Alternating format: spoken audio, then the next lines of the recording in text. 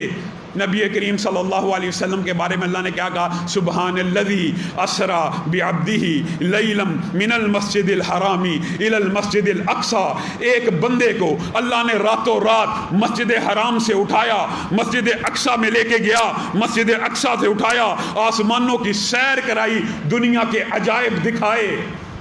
منکر حدیث اٹھتا ہے، یہ جی جو معراج کی حدیث ہے میری عقل میں نہیں آتی، تیری عقل میں نہ آئے تو انکار کر دے۔ قرآن پاک کے متعدد واقعات ایسے ہیں جو ان بدبختوں کی عقل پہ نہیں آتے، ان کا بھی انکار کر دیں۔ حقیقت میں یہ نہایت سطحی علم والے اور اسی طرح کے انکار حدیث کے عصر حاضر کے بہت بڑے سرغنہ، جن کے بارے میں ہمارے چند سادہ لوگ بھائی بھی اس غلطی اور مغالطے کا شکار ہیں، یہ جی منکر حدیث نہیں ہے۔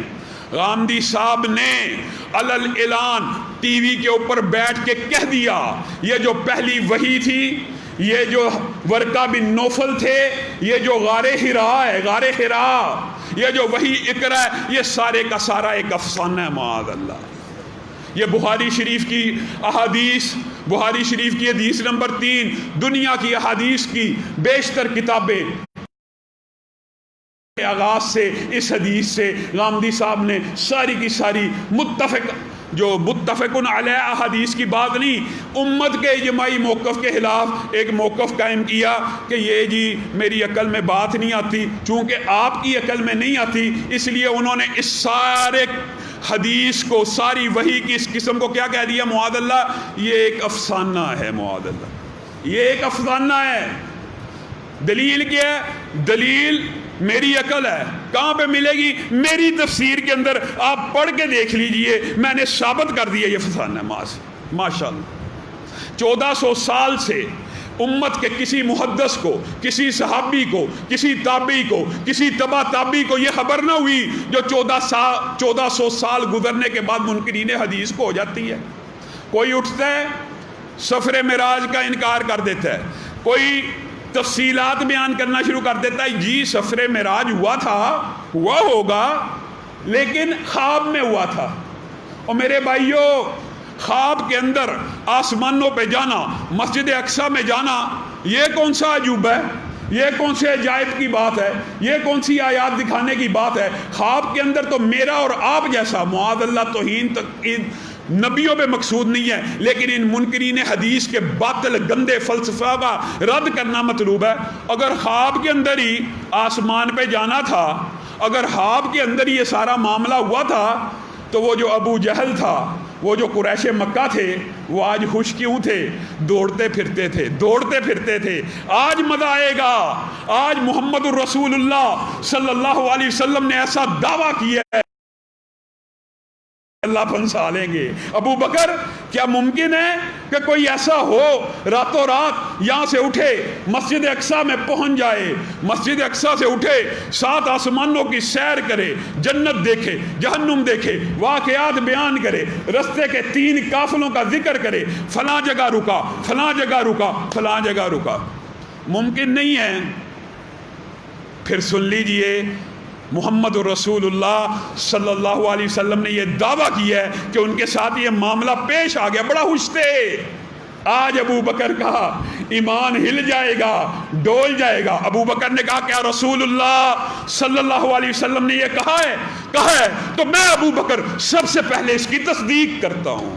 جائیے، ابو بکر کو صدیق کا لقب اس واقعے کی تصدیق کے اوپر ملا، اور آج کے ابو جہل، آج کے کفار مکہ کی سوچ رکھنے والے آج پھر اس واقعے کا انکار کر رہے ہیں۔ اور انشاءاللہ جب تک ہم زندہ ہیں، قرآن پاک کو بھی وہی مانتے رہیں گے، حدیث کو بھی وہی مانتے رہیں گے۔ اور میرے بھائیو، وما ينطق عن الهوى ان هو الا وحی یوحى، اللہ کہہ رہا ہے رسول اللہ کا ہر قول وحی ہے، رسول اللہ کا ہر فرمان وحی ہے، رسول اللہ اپنی مرضی سے بولتے ہی نہیں ہیں، ان کی ہر گفتار کے اوپر اللہ کا چیک اینڈ بیلنس موجود ہے۔ بالفرد کسی کے ذہن میں یہ مغالطہ آ گیا کہ فلاں جو واقعہ ہوا تو اللہ کا چیک اینڈ بیلنس موجود تھا، اللہ تعالیٰ نے اس کی اصلاح کر دی۔ رسول اللہ صلی اللہ علیہ وسلم کا ہر قول، ہر فعل، ہر عمل دین ہے، عقل سے رد کیا جائے گا، اور وہ بھی آج کل کے آج کل کے امتیوں کے عقل میں. اور میرے بھائیوں یہ جو عقل ہے نا اس کا فلسفہ بڑا قرآن پاک کی وہ آیات آپ کے سامنے رکھتے ہیں جو احادیث سے ٹکراتی ہیں. ماشاءاللہ احادیث اور قرآن آپس میں کبھی نہیں ٹکرا سکتے. دونوں وہی ہیں, دونوں وہی ہیں, دونوں قسمیں وہی کی ہیں. کبھی آپس میں تعارض نہیں ہو سکتا, کبھی آپس میں ٹکرا نہیں سکتے. یہ تیری عقل ٹکراتی ہے, تجھے یہ لگتا ہے کہ یہ باتیں آپس میں ٹکرا رہی ہیں. واقعہ معراج کا انکار کر دیا. بعض منکرین کا خواب میں ہوا تھا. یہ اہل سنت کا اجماعی عقیدہ سن لیجئے, رسول اللہ صلی اللہ علیہ وسلم کو یہ جو معراج ہوا تھا جاگتی آنکھوں کے ساتھ, زندہ بدن کے ساتھ, اسی جسم کے ساتھ ہوا تھا. یہ اہل سنت کا عقیدہ ہے. یہ بھی باتیں غلط ہیں کہ جی باطنی وجود گیا تھا, جی ظاہری وجود ادھر ہی پڑا تھا. یہ سب باطل فلسفے. او بھائیو, عقل کی اگر صرف بات کی جائے, ان سے آپ کبھی سوال پوچھنا کہ قرآن پاک کے اندر وہ جو اچانک پہاڑ سے اونٹنی پیدا ہوئی, اچانک بچہ دیا, یہ عقل میں آتا ہے؟ وہ جو پرندے جن کو ذبح کر کے پہاڑوں کے اوپر رکھ دیا گیا تھا, ٹکڑے ٹکڑے کر کے ابراہیم نے ندا دی, وہ سارے کے سارے ٹکڑے آپس میں مل گئے, اڑتے ہوئے آ گئے. عقل میں آتی ہے بات؟ یونس مچھلی کے پیٹ میں 40 دن رہے, عقل میں آتی ہے بات؟ عیسیٰ بن باپ کے مریم کے گھر پیدا ہوئے. یہ ساری باتیں قرآن پاک سے آپ کو بتا رہا ہوں. یہ جو عقل کا فلسفہ عقل میں نہیں آتی, عقل میں نہیں آتی. یہ قرآن پاک کے اندر 10 واقعات ہیں جن کا احاطہ نہ سائنس کر سکتی ہے, نہ طبیعیات کر سکتی ہے, نہ فزکس کر سکتی ہے. کوئی منکر حدیث اٹھتا ہے, جو بات سائنس سے ٹکرائے گی, جو بات معاشرے کے علوم و فکر سے ٹکرائے گی, ہم اس کو مسترد کر دیں گے. عقل کی بنیاد کے اوپر مسترد کرو. اصحاب کہف کو 309 سال اللہ تعالیٰ نے ایک گھار میں سلایا, انکار کر دو. تمہارے نظر میں آج موجودہ سائنس 80 100 150 برس سے زائد انسان کا وجود نہیں مانتی. قرآن پاک میں 309 برس صرف اصحاب کہف کے خواب کا یعنی سونے کا تذکرہ موجود ہے. ایک نبی کے 100 سال سونے کا ذکر موجود ہے, ایک نبی کی 900 سال تبلیغ کا ذکر موجود ہے. یہ باتیں عقل میں آتی؟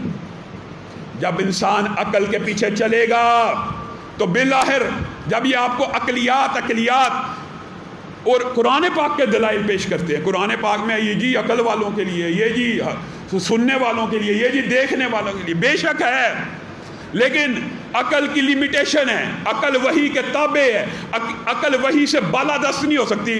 جب آپ کو عقلی اور منطقی طور کے اوپر اتنا بوسٹ کیا جائے گا, ایک دن آئے گا آپ کہیں گے قرآن پاک کی یہ آیت بھی ہمارے دماغ میں نہیں آتی. آ جائے گا, وہ وقت آ جاتا ہے.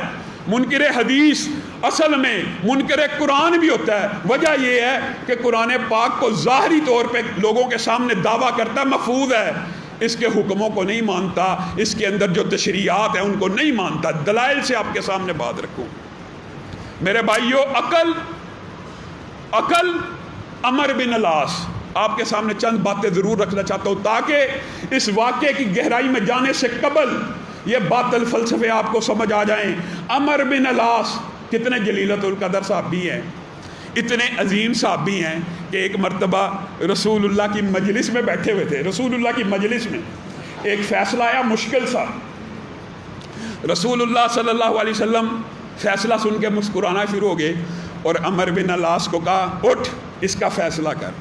عمر بن العاص نے کہا رسول اللہ آپ کے ہوتے ہوئے میں فیصلہ کروں, میری کیا مجال ہے, یہ حق تو آپ ہی کا ہے کہ آپ موجود ہوں, فیصلہ کن اتھارٹی آپ ہیں. قرآن پاک میں بھی موجود ہے, حدیث میں بھی موجود ہے کہ محمد صلی اللہ علیہ وسلم فرقم بین الناس, محمد صلی اللہ علیہ وسلم میں قیامت تک فرق کرنے والے ہوں گے کہ حق کے رستے پہ کون ہے اور باطل کے رستے پہ کون ہے. آپ فیصلہ کیجئے. کہا حق تو میرا ہے, عطا بھی مجھے کیا گیا ہے, لیکن میں یہ اپنا حق تجھے تفویض کرتا ہوں, میں دیکھنا چاہتا ہوں تو کیسا فیصلہ کرتا ہے. اور فیصلہ کیا, رسول اللہ خوش ہو گئے. یہ عمر بن العاص, طاعون پھیلا, ان کے پاس اصحاب رسول اور تابعین آ گئے.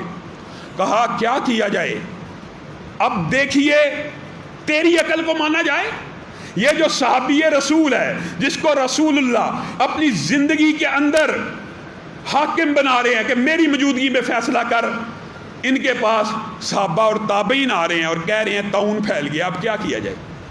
عمر بن العاص کہتے ہیں طاعون پھیل گیا ہے، بیماری بڑھ گئی ہے، ایسا کرو بستر کسو، زیادہ راہ لو، کوئی پہاڑوں میں نکل جائے، کوئی وادیوں میں نکل جائے، کوئی نہروں کا رخ اختیار کرے، کوئی دریاؤں کی طرف چل پڑے۔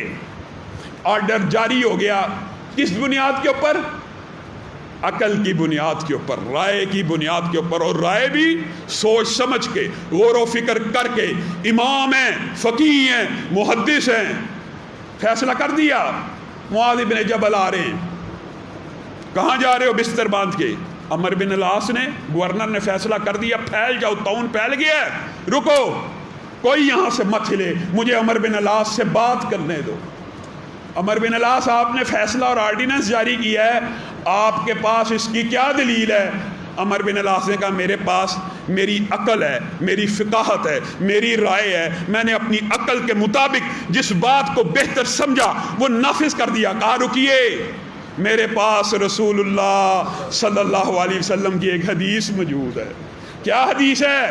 جب کسی علاقے میں طاعون آ جائے، ادھر سے باہر نہ نکلو، اور اگر باہر والوں کو خبر ہو اس علاقے میں طاعون موجود ہے وہ وہاں پہ نہ آئیں۔ یہ حدیث موجود ہے؟ جی موجود ہے۔ عمر بن العاص آج کل کے منکرین حدیث کے فلسفے جیسے تھے، میری عقل میں یہ آگے، میری عقل نہیں مانتی، یہ غار حراجی غار حرا فسانہ ہے، میری عقل میں نہیں آتا۔ عمر بن العاص نے کیا کہا؟ میں حاکم، میں والی، تو ایک حدیث رسول لے کے آیا ہے، اب عمر بن العاص کا آرڈر، عمر بن العاص کا فرمان، عمر بن العاص کا آرڈیننس یہ ہے کہ حضور کی حدیث کو لاگو کر دیا جائے اور عمر بن العاص کے آرڈر کو کینسل کر دیا جائے۔ عقل کیا ہے بتائیے؟ کیا عمدی صاحب، کیا آپ کی عقل حضرت عمر سے بھی بلند ہو گئی ہے؟ حضرت عمر پائے تخت پہ بیٹھے ہوئے ہیں، خلیفہ راشد ہیں، مصر کے اندر خط لکھ رہے ہیں قاضیوں کو، حکام کو، جہاں جہاں حکومت پھیلی ہوئی ہے، آرڈیننس لکھا حضرت عمر نے۔ حضرت عمر نے کہا آج کے بعد لڑائی ہوئی، کسی بندے کا انگوٹھا کٹ گیا، انگوٹھا قوت و طاقت میں سب سے زیادہ ہاتھ کی 5 انگلیوں میں۔ عمر کی عقل، عمر کی فہم، عمر کی زیرک، عمر کی دانائی، اس سے کون انکار کر سکتا ہے؟ اپنی عقل سے ایک عظیم الشان آرڈر جاری کر رہے ہیں اپنی دانست کے اندر۔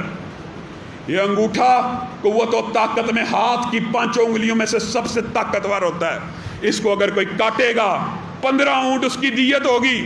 7 والی 2 انگلیاں قوت و طاقت میں برابر ہیں، کام کو سر انجام دینے میں برابر ہیں، ان دونوں کی دیت 10-10 اونٹ ہوگی۔ اس کے بعد قدر کمزور انگلی آتی ہے، اس کی دیت 9 اونٹ ہوں گی، اور اس کے بعد سب سے چھوٹی انگلی آتی ہے جو قوت و طاقت میں سب سے کم ہوتی ہے، اگر یہ کسی کی کاٹ دی جائے لڑائی جھگڑے معاملے کے اندر، اس کی دیت 6 اونٹ ہوگی۔ حضرت عمر نے آرڈیننس کیا جاری کیا؟ کیا رسول اللہ صلی اللہ علیہ وسلم کی حدیث کے بظاہر معنوں میں کوئی تعارض ہے؟ رسول اللہ کی حدیث مدینہ میں مشہور تھی، کسی کا ہاتھ کاٹ دیا جائے کتنی دیت ہوگی؟ 50 اونٹ۔ حضرت عمر ان 50 اونٹوں کی صرف تقسیم کر رہے ہیں، اپنی عقل سے، اپنی رائے سے، اپنی فہم و فراست سے 15 اونٹ انگوٹھے کے، 7 والی انگلیوں کے 10-10، 7 والی انگلی کے 9، اور سب سے چھوٹی انگلی کے 6 اونٹ حضرت عمر نے بھی کتنے بنائے ہیں؟ 50۔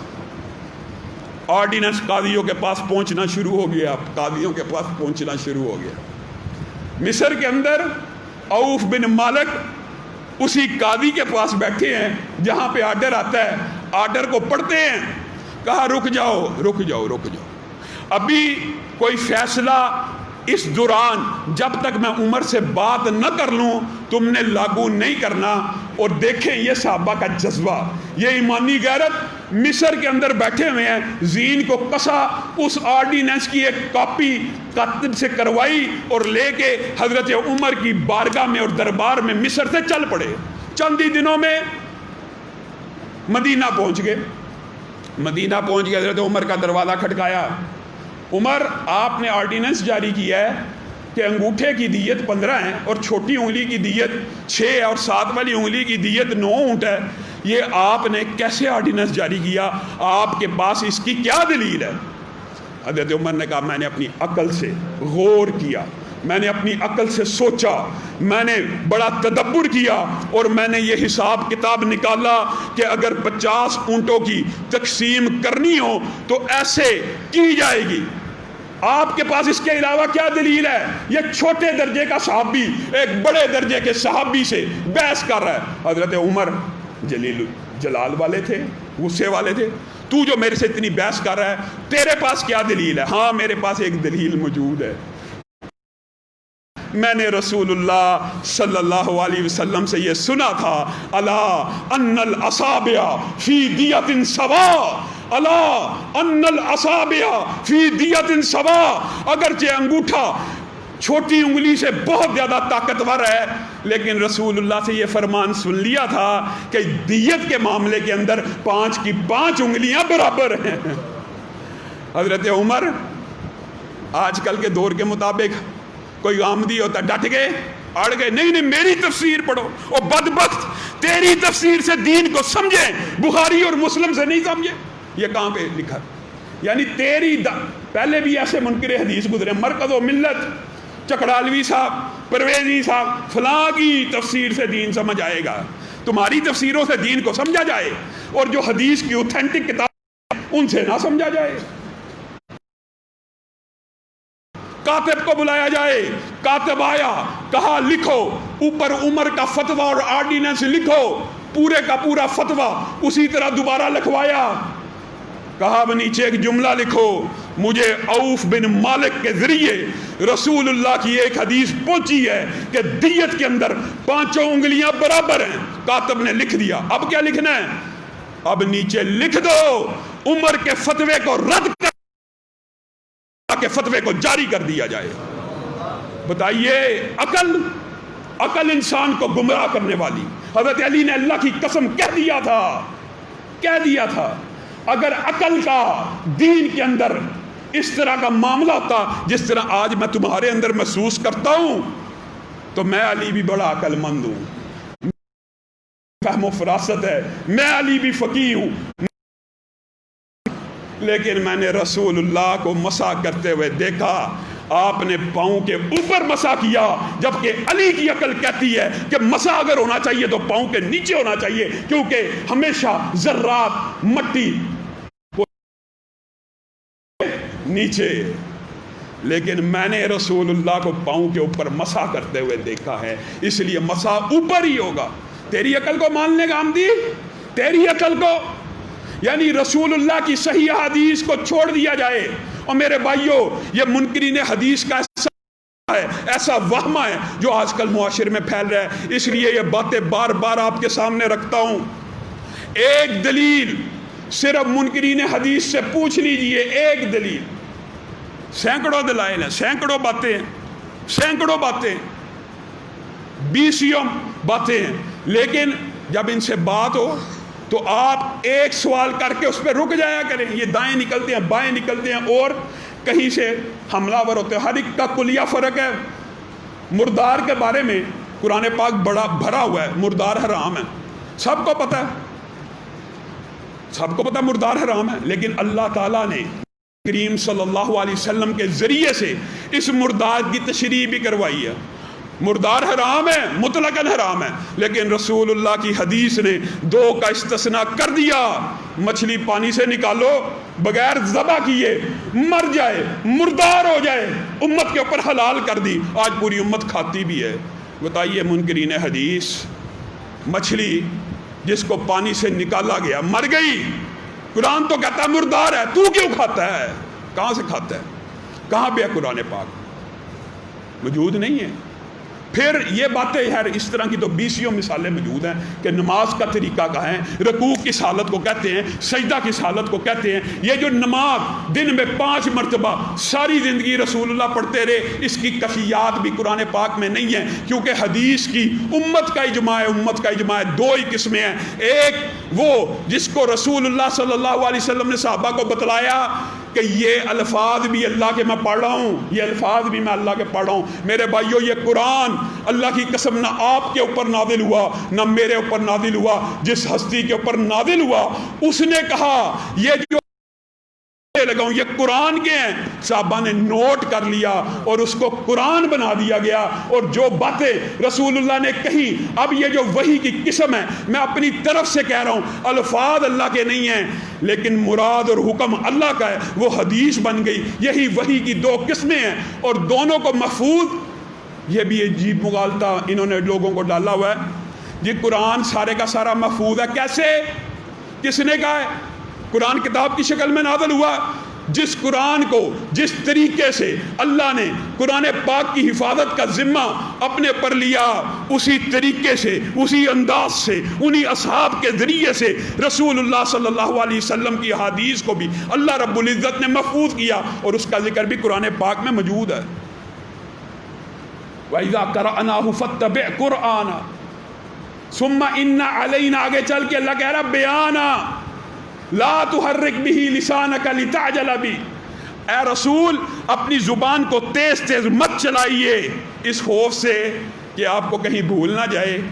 اللہ تعالیٰ کے ذمے ہیں اس کو یاد کروانا اور اس کا بیان کرنا، اور بات یہاں تک ہوتی تو مکمل ہے، لیکن اللہ نے منکرین حدیث کے قیامت تک کے اشکال کو رد کرتے ہوئے کیا کہا؟ وَأَنزَلْنَا إِلَيْكَ الذِّكْرَ وَأَنزَلْنَا إِلَيْكَ الذِّكْرَ، اے رسول اللہ تعالیٰ نے اس کلام کو آپ کے اوپر نازل کیا، لِتُبَيِّنَ لِلنَّاسِ مَا نُزِّلَ إِلَيْهِمْ، تاکہ آپ لوگوں کو کھول کھول کے بیان کر دیں کہ اللہ کی طرف سے احکامات کیا کیا نازل ہو رہے ہیں۔ مجھے بتائیے، ایک عام فہم مثال آپ کو بڑی دفعہ دی ہے، یاد رکھیے، آپ کسی درزی کے پاس جائیں، اس کو کہیں میرا سوٹ سی دے، میں تجھے سیمپل دوں گا، اس کے مطابق سی دیں۔ اچھا جی، سیمپل دے دینا، میں سی دوں گا۔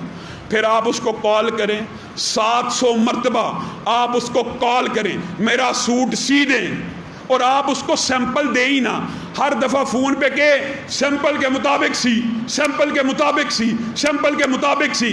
سیمپل آپ نے اپنے گھر میں رکھا ہو، سیمپل آپ نے دردی کو دیا ہی نہ ہو، آپ اس کو 700 کیا چوتھی دفعہ کہیں گے نا یار جو میں نے تجھے سیمپل دیا ہے اس کے مطابق سی دیں، وہ کہے گا کیسا جاہل آدمی ہے، سیمپل دیتا نہیں ہے، مجھے نمونہ پیش کرتا نہیں ہے، اور بار بار کہہ دیتا ہے کہ اس کے مطابق سی دے۔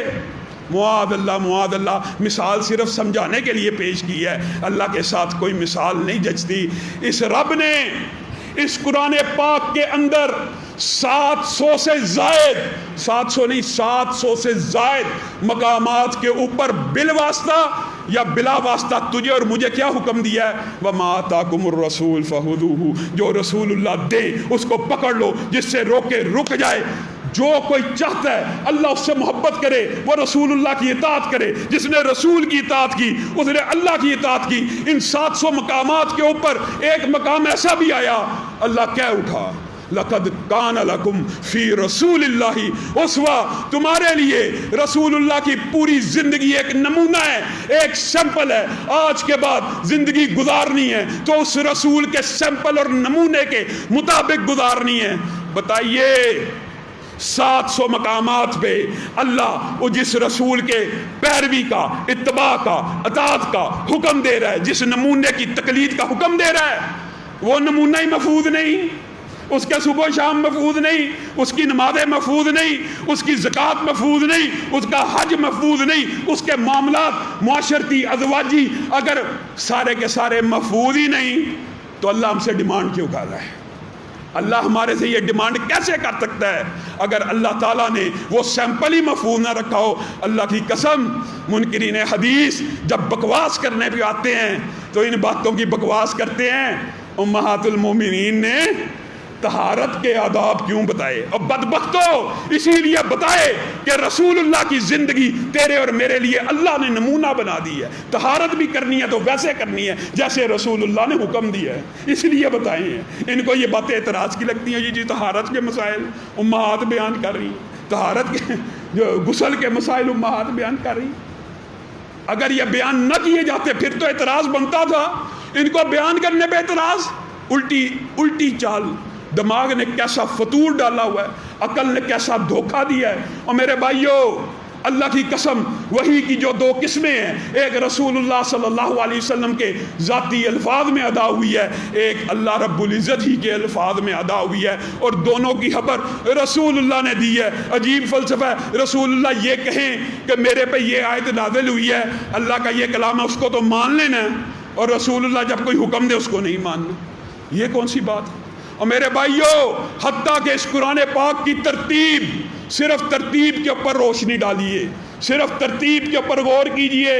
رسول اللہ کے اوپر سب سے پہلی وحی کون سی نازل ہوئی؟ اقرا کہاں پہ موجود ہے؟ 30ویں پارے میں۔ پہلے پارے میں کیوں نہیں؟ قرآن کی ابتدا وہاں سے کیوں نہیں ہو رہی؟ کیونکہ رسول اللہ نے کہہ دیا نازل تو پہلے ہوئی تھی لیکن رکھی قرآن کے آخر میں جائے گی۔ یہ حدیثیں تو مان لینی ہیں، یہ حدیثیں ماننی ہیں، اور اپنی من چاہی جو بات عقل میں، اپنی عقل میں نہیں آتی اس کا انکار کر دینا۔ بھائیو، یہ مضمون، یہ فلسفہ بڑا طویل ہے، لیکن ایک مثال رکھ کے اپنی بات کو ختم کروں گا۔ وحی کی جو دو قسمیں ہیں، آپ نے یہ تو بڑا سنا ہوگا، وحی کی دو قسمیں، قرآن حدیث، دین قرآن و حدیث کا نام ہے، لیکن اللہ کی قسم قرآن پاک کے اندر بھی حدیث کو کتاب اللہ کہا گیا ہے۔ کتاب اللہ بھی کئی مرتبہ حدیث کو کہا جاتا ہے، کئی مرتبہ قرآن کو بھی کہا جاتا ہے، لیکن حدیث کے لیے بھی اللہ رب العزت نے کتاب اللہ کا لفظ قرآن پاک میں بھی استعمال کیا، اور حدیث میں تو اس کی مثالیں بے شمار ہیں۔ ان عدت الشہور عند اللہ 12 شہرا فی کتاب اللہ۔ بتائیے، اللہ قرآن پاک میں کہہ رہا ہے ان عدت الشہور عند اللہ، اللہ کے ہاں مہینوں کی گنتی 12 ہے۔ کہاں پہ؟ فی کتاب اللہ۔ اٹھائیے پورا قرآن پاک، صرف منکرین حدیث سے یہ سوال رکھ دیجئے کہ اگر کتاب اللہ سے مراد صرف قرآن ہے، اس قرآن کے اندر وہ 12 مہینے جس کی اللہ کہہ رہا ہے کہ یہ 12 مہینے کتاب اللہ میں موجود ہیں، اٹھائیے پورے قرآن سے نکال کے دکھا دیجئے، ہم مان جائیں گے۔ اگر حدیث کو قرآن کے ساتھ ملا لیں گے آپ کو 12 مہینے مل جائیں گے، منہا 4 حرم، ان میں سے 4 حرمت والے ہیں۔ اٹھائیے قرآن پاک، یہ بھی قرآن کی آیت ہے، کہاں پہ ہیں 4 حرمت کے مہینے قرآن پاک میں؟ کہاں؟ اگر حدیث کو قرآن سے ملائیں گے تو مل جائیں گے۔ ان منکرین حدیث سے آپ پوچھیں گے نا، ظاہر ہے جواب ہوتا نہیں، یہ جی 12 مہینے کتاب اللہ سے مراد اگر قرآن لیا جائے واقعی قرآن میں تو نہیں ملتے، لیکن یہ تاریخ سے مل جائیں گے۔ ارے بدبختو، تاریخ پہ تم ایمان لے کے آئے اور حدیث کا انکار کر دیا، یہ کیسا فلسفہ؟ اس سے بہتر تھا کہ کہہ دیتے حدیث سے مل جائیں گے۔ اور اس کی یہ مثال ایک نہیں ہے۔ رسول اللہ صلی اللہ علیہ وسلم کے پاس ایک وفد آیا، اس نے رسول اللہ کو آ کے کہا اقضی بیننا بکتاب اللہ، ہمارے درمیان کتاب اللہ سے فیصلہ کر دیجئے۔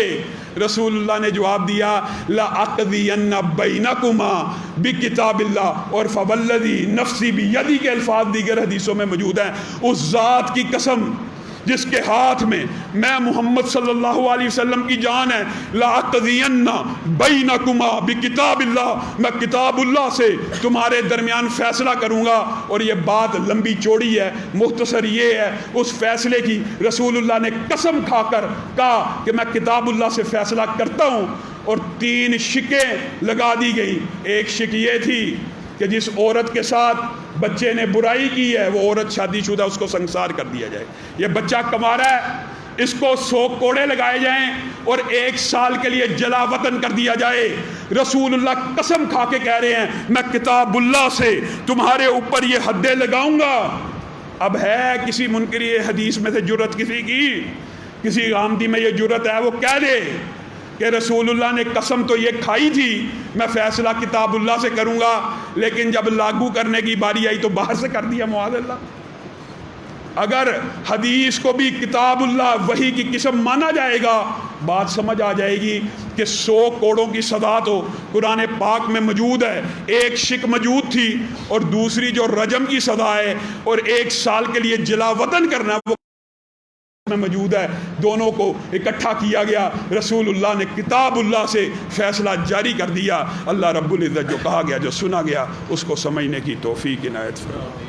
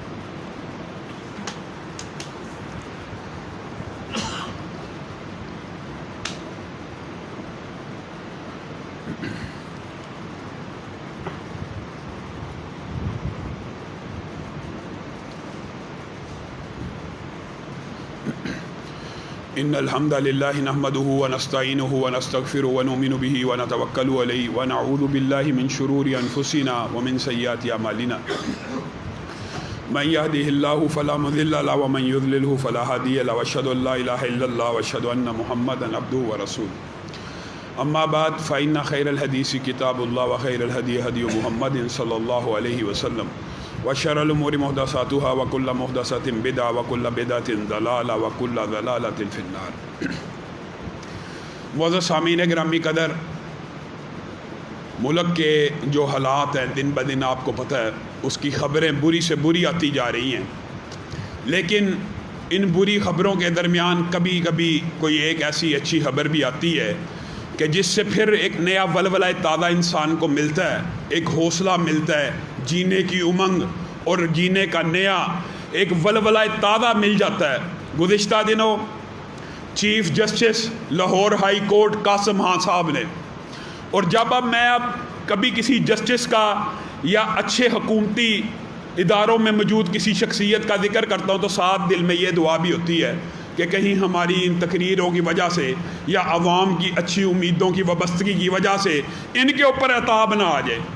ایک دور ایسا بھی تھا جب جسٹس شوکت صدیقی پاکستان کے لاکھوں مسلمانوں کے دلوں کی دھڑکن بن گیا تھا، حتیٰ کہ یہاں تک ہو گئی بات کہ بعض لوگوں نے جنہوں نے کہنا تھا کہہ دیا، یہ کیسا جج ہے جس نے عدالت کو مسجد بنایا ہوا ہے۔ ان بدبختوں کو یہ نہیں تھا پتا کہ مسجدیں ہی اسلام کی پہلی عدالتیں تھیں، اور اگر کوئی عدالت کو مسجد بنا دے اس سے عظیم جج نہیں ہو سکتا، لیکن اس کو ہٹا دیا گیا۔ اللہ جسٹس قاسم خان کو سلامت رکھے۔ انہوں نے پچھلے ہفتے نوٹس لیا، کس بارے میں؟ جو دن بر رات پاکستان کے عوام، علماء، اہل حدیث، بریلوی، دیوبندی لوگوں کی گستاخیاں، صحابہ کے اوپر لعن طعن کو ہر وقت لوگوں کے سامنے اجاگر کرتے رہے کہ ایک خاص گروہ، ایک خاص گروپ، ایک خاص سوچ اور نظریہ رکھنے والے لوگ پے در پہ صحابہ کی گستاخیاں کر رہے ہیں اور اتنے جری ہو گئے ہیں، اس کو سوشل میڈیا کے اوپر چڑھایا جا رہا ہے۔ چیف جسٹس نے نوٹس لیا ایف آئی اے کے ڈائریکٹرز کو، پچھلے ہفتے جو بدھ گزریا منگل کو نوٹس دیے، جاری کیے، اور الفاظ لکھے۔ اللہ کی قسم، ایک لفظ کئی مرتبہ انسان کے دل میں کسی کی محبت پیدا کر دیتا ہے۔ الفاظ لکھے کہ کوئی اپنے ماں باپ کو گالی برداشت نہیں کرتا، ایف آئی اے کا ڈائریکٹر سویا ہوا ہے، اتنی عظیم ہستیوں کو صبح و شام گالیاں پڑی ہیں، میری عدالت میں پیش ہو جاؤ، یہ اتنی بڑی خوشخبری ہے۔ ہم سارے مسلمان اس چیف جسٹس کو سلوٹ بھی پیش کرتے ہیں، خراج تحسین بھی پیش کرتے ہیں، اور اللہ سے دعا بھی کرتے ہیں کب ان کی حالت شوکت صدیقی والی نہ کر دی جائے کہ جو ایمان کے ساتھ، جو غیرت کے ساتھ، جو قانون کی، آئین کی بالادستی کی بات کرتا ہے اس کو کھڈے لائن لگا دیا جاتا ہے؟ کیا پاکستان کے آئین میں موجود نہیں ہے کہ صحابہ کی توہین نہیں ہوگی، اہل سنت کے مقدسات کی توہین نہیں ہوگی؟ آج چیف جسٹس نے نوٹس لیا، انشاءاللہ اس پٹیشن کے اندر ہم بھی فریق بنیں گے اور ہم دعا بھی کرتے ہیں، ہم مقدمہ بھی لڑیں گے۔ ہمارا ایک عرصے سے یہ مطالبہ چلا آ رہا ہے کہ مرزا نجفی نے جو بکواس کی ہے، شہنشاہ نقوی نے جو بکواس کی ہے، مرزا جہلمی جو بکواس کرتا رہتا ہے، ان کو پکڑا جائے، ان کے اوپر پرچے کاٹے جائیں۔ اب چیف جسٹس نے اگر خود نوٹس لے لیا ہے اور سوشل میڈیا کے اوپر ہونے والی توہین کے اوپر FIA کے ڈائریکٹرز کو بلا لیا ہے تو یہ ایک خوش آئند بات ہے۔ لیکن یہاں پہ کئی مرتبہ دل سے یہ بھی آواز نکلتی ہے کہ کیا سارے نوٹس اس طرح کے ججوں نے لینے ہیں؟ خان صاحب نے بھی ایک نوٹس لیا ہے، اپنے سیاسی حریف کو انگلینڈ سے واپس لے کے آئیں گے، سیاسی بات ہے، جو کرنا چاہتے ہیں کریں۔ ہمارا جو مطالبہ ہے وہ یہ ہے، کاش خان صاحب آپ یہ نوٹس بھی لیتے۔ آپ نے یہ نوٹس تو لیا کہ جس نواز شریف نے آپ کی توہین کی ہے اس کو وطن واپس لایا جائے۔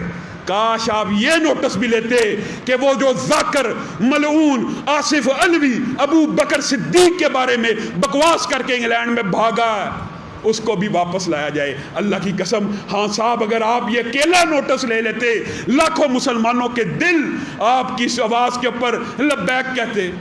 کاش آپ یہ نوٹس بھی لیتے کہ آسیہ ملعونہ کو جن ججوں نے باہر بگایا ہے اس کو بھی واپس لایا جائے، عبدالشکور قادیانی کو بھی واپس لایا جائے۔ لیکن ان کا تو کریڈٹ آپ خود لیتے ہیں، یہ تو کریڈٹ۔ اور یہ ایک بات ہے، میں پیمرا کو بھی کہنا چاہتا ہوں کہ آپ کب جاگیں گے، آپ کب نوٹس لیں گے؟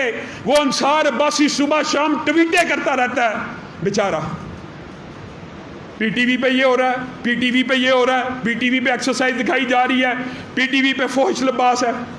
بات بڑھتے بڑھتے یہاں تک آ گئی ہے کہ اب باقی میڈیا نے بھی اس کو فالو کرنا شروع کر دیا، نہایت واہیات لباس کے اندر نیوز کاسٹرز بغیر دوپٹوں کے۔ اب بندہ کیا کہ واہیات لباس کے اندر خبریں پڑھی ہیں، پیمرا کا بھی نوٹس لے گا؟ پیمرا نوٹس نہیں لے گا، فواد چودھری نوٹس لے گا، یہ جی بڑے ان کا علاج کرایا جائے، ان کا علاج کرایا جائے، ان کو فحاشی نظر آتی ہے لباس میں۔